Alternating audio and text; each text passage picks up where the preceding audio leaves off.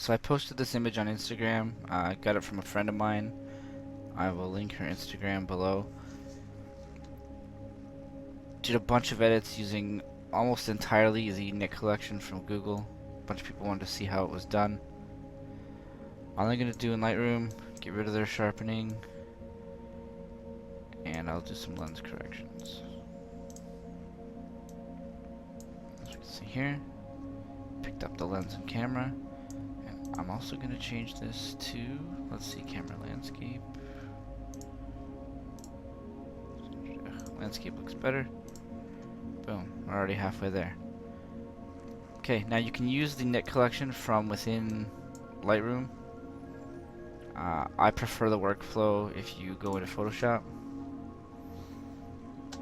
which is going to open up on my other screen. I apologize. Bring it on over. And here's my Nick panel. So as a first step, let's maybe try and recover some of these shadows. Again, I'm not going to do curves or camera raw filter or anything like that. Straight into color effects.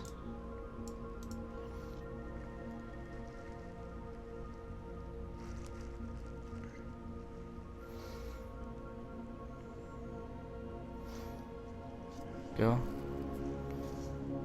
Default's adding a film cross process. No, thank you. We are looking for reflector effects. It starts a little warm. Suggest you change it to silver. You can change how intense the light is. As you can see, this isn't a straight highlight recovery the way, sorry, shadow recovery the way you would normally expect. It kind of gives you that Instagram fade look if you're not careful. Bring our fall off down, you'll see the little horizon line there. So we default here, back it off a bit.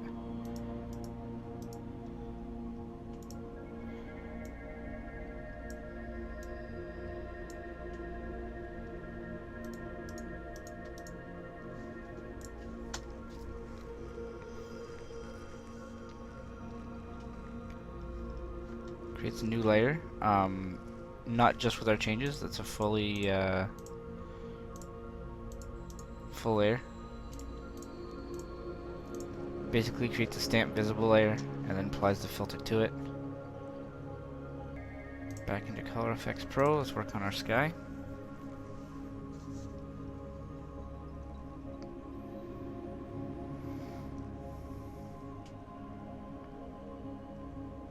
Remembered our reflector effects. Let's go back and go polarizer. This simulates rotating the filter. Let's bring the strength up. Rotating the filter on the front of your lens if you had a circular polarizer. Let's go pretty dramatic here. With Nick, you can use control points to mask things in or out. In this case, the polarizer is not going to affect much of this. You will see it affecting the grass, probably the highlights here. Nothing I'm too worried about. You can mask that out if you needed to. Let's go ahead and do that just for demonstration's sake. You can see what it's masking based on.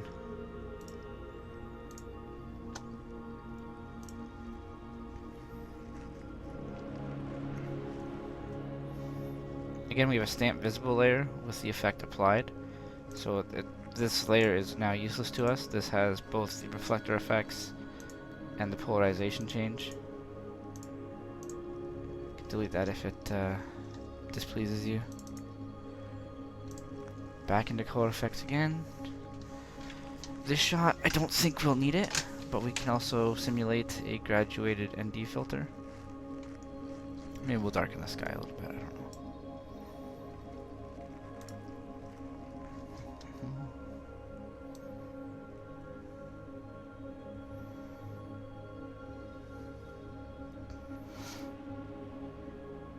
There's as it was.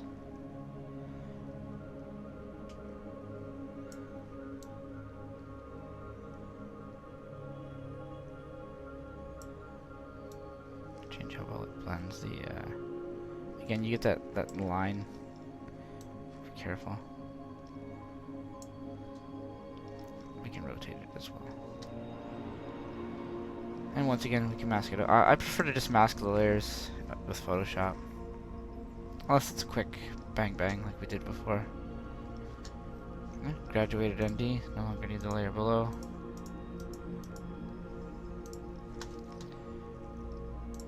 Back into color effects, which is pretty much all we're going to use here.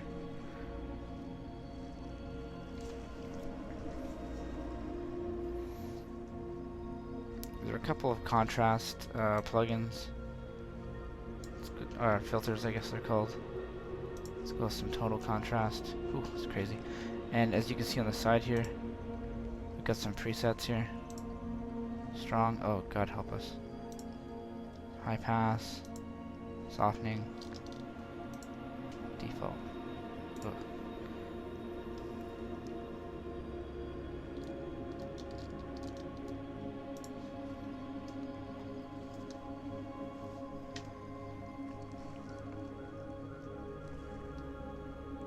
This affects where the contrast is being added, your highlights. You can see the change down here and up in the sky. Maybe you really want dramatic clouds. I think that's probably overdoing it. But we can maybe add a little bit. Our midtones. Hope that's apparent. Again, we'll bump these up a bit. And our shadows. Terrifying. You could do this really high, change your blending mode, blah blah blah blah blah, but why mess around? Set it the way you want it, and we'll dial this back a little bit.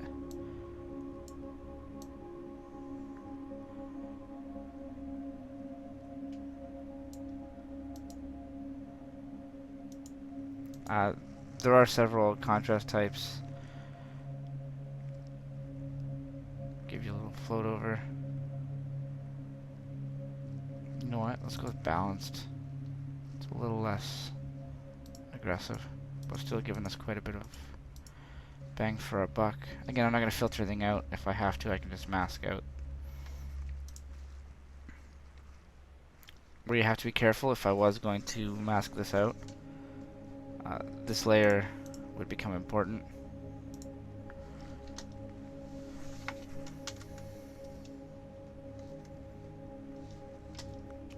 Just realized my control panel's on your screen. There we go.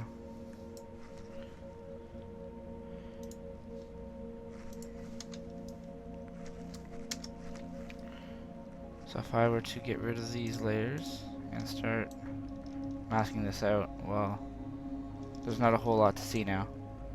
So just to bring this back underneath.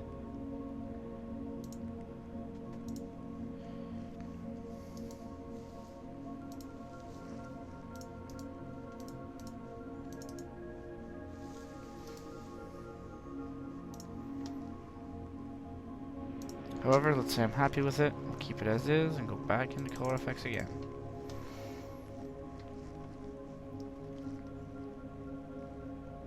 There are, I think, 55 filters. We're going to use maybe 6 or 7. Okay, one more pro contrast jump. Let's see, pro contrast. Again, we've got some presets here. Auto enhance should terrify you just by its name. Neutral, dynamic, and you can see the sliders changing. It's not rocket science. Let's go back to neutral. We'll play with this on our own. If there was a color cast to the image, it would attempt to correct it. I don't think it's detecting one here, nor should it. Get rid of that. Correct contrast is based on the light and tonality of the image, some sort of magical algorithm.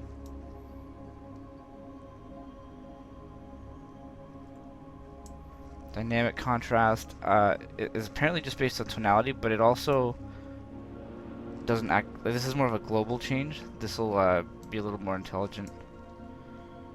Let's check our.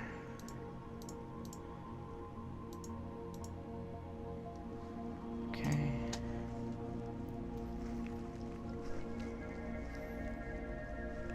It's not bad compared to where we started. But, let's do one more pass.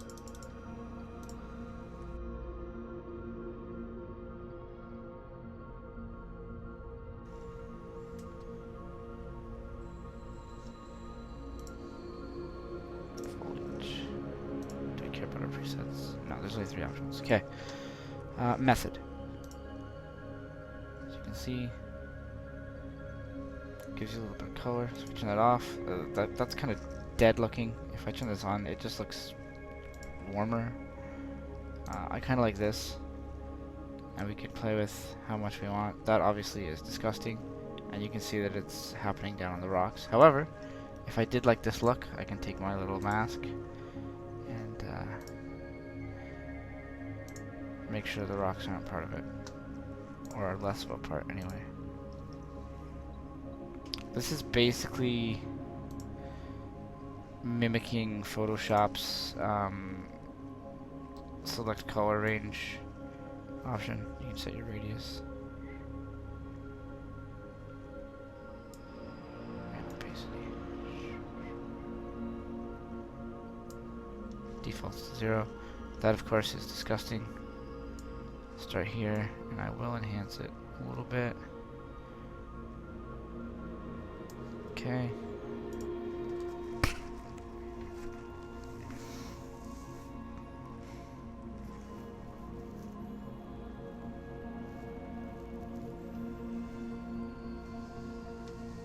And that's pretty much it as far as what I would do with the Nick collection, or at least with color effects. If I were to finish off this image, I would probably stamp out every single blade of grass here. But let's go, let's have some fun.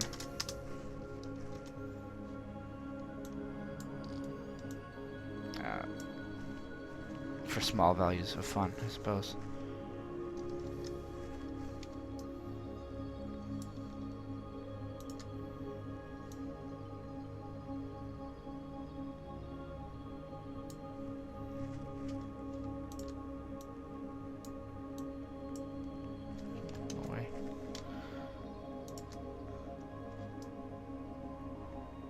Feather my brush a bit more. There we go. Too much duplication.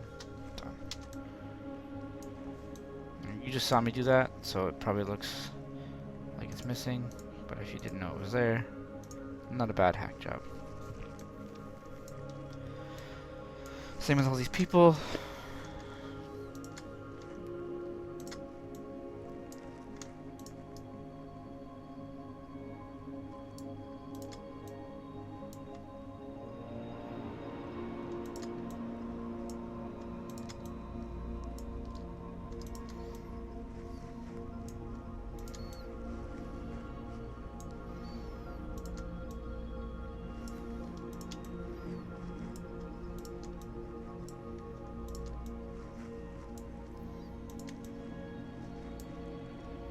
These rocks, you know, maybe don't actually look that way, but these aren't a big part of the image, not the specifics anyway.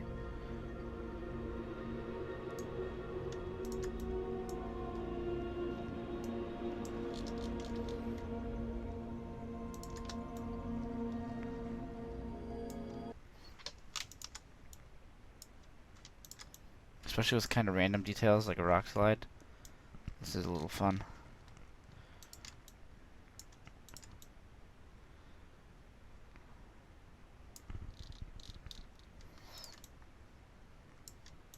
Someone's dog. Someone getting a shot against the cave wall. Goodbye. Is that his photographer? I don't know. It's gone. Don't climb up there. You could get erased.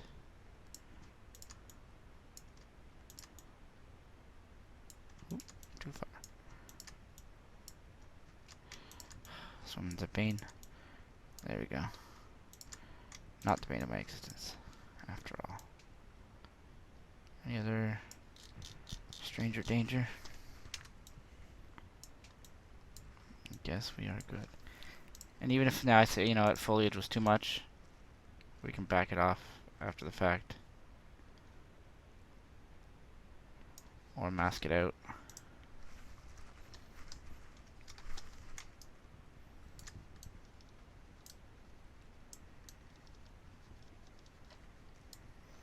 It's my flow. Oh, that's terrible.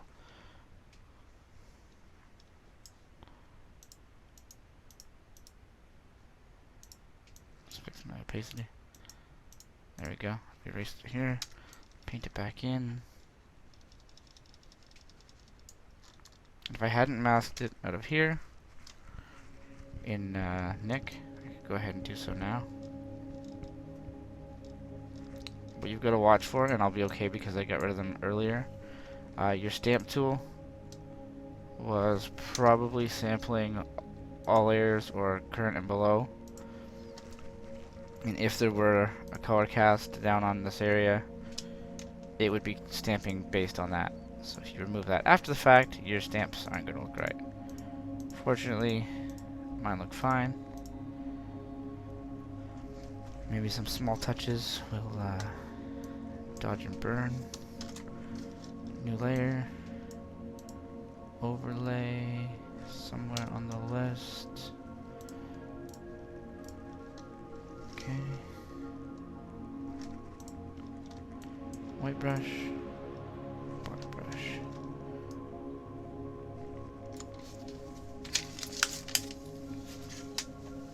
Switching to my stylus. Soften this a bit. Okay. Oh Lord.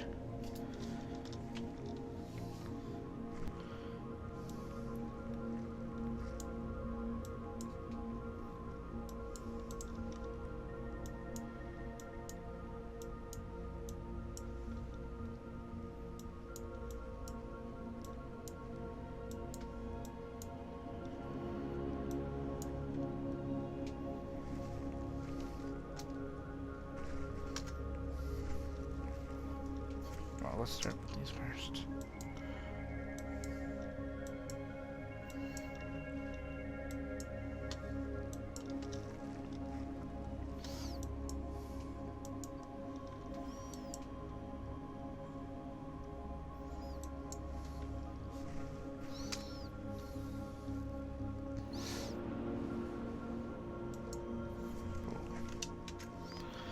Turn my flow down. Let's be a little safer.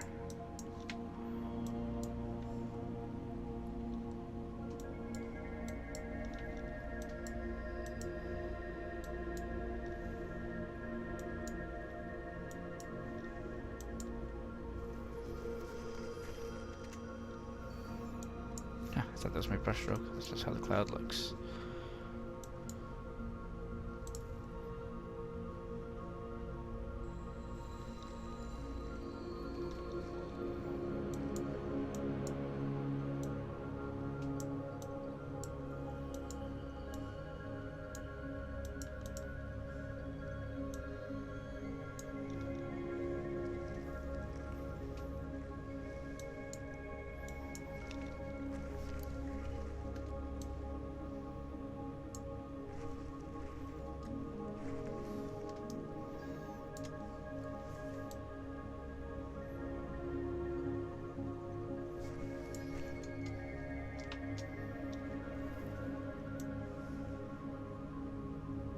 Switch my eraser, just get rid of what I did in the sky. I just didn't like that highlight there. Okay, our dodge and burn's a little strong right now.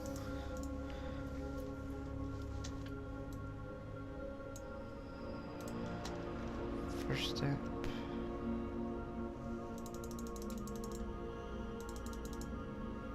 Let's bring this where you can see it, I guess. If I do this, it's gonna go crazy. And that's going to cost nothing. But let's just...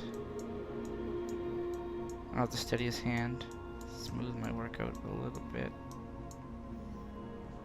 There we go. And then we can back off the opacity depending on the effect we want. Cook to taste.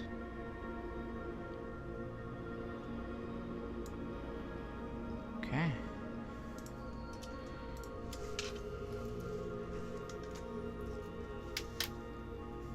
There's our after. Before.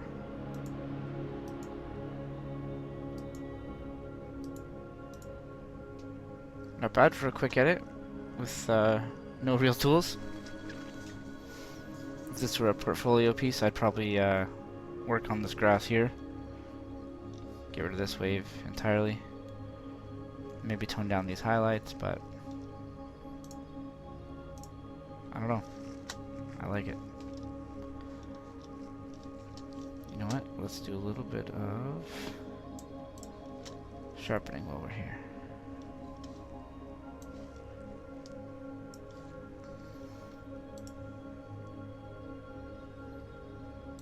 Digital. We have a zoom. Beautiful.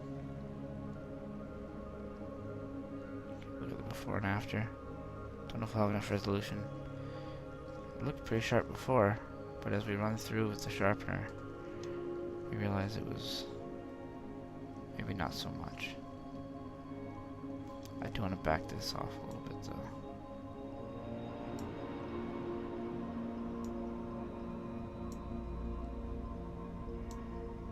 And, as before, you can selectively sharpen areas, but I think that's going to look good.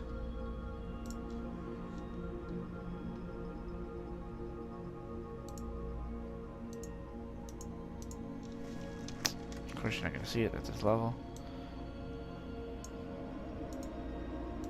There we go. Gives it that extra little pop. Save. Create a PSD file eventually.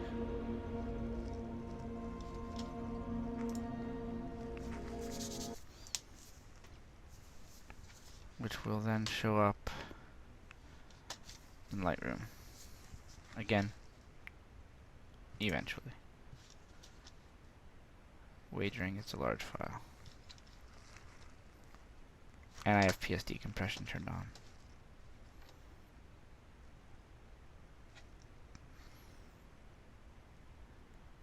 Remedy that next time. So all these techniques possible without Nick. Probably create actions to streamline them, but this is quite a bit quicker and easier. You just be careful not to overcook the image. I personally would probably tone this down at least 30%.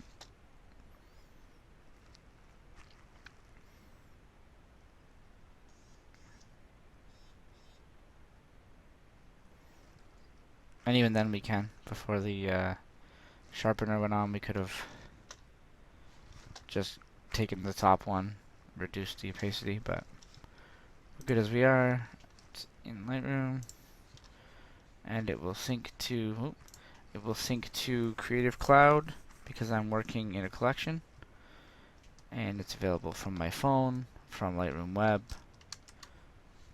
Let's just do a quick survey.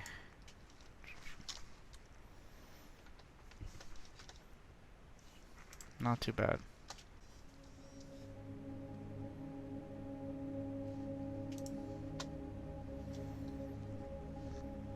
Welcome back. Thank you.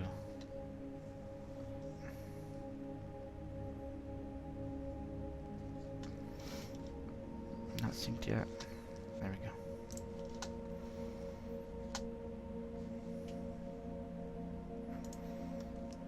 The original RAW.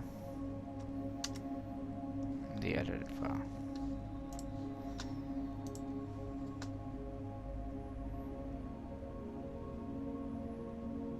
You can pull down a JPEG. Post it on Facebook, whatever makes us happy. The end. Hope you enjoyed. Or whatever. I enjoyed. You do what you want.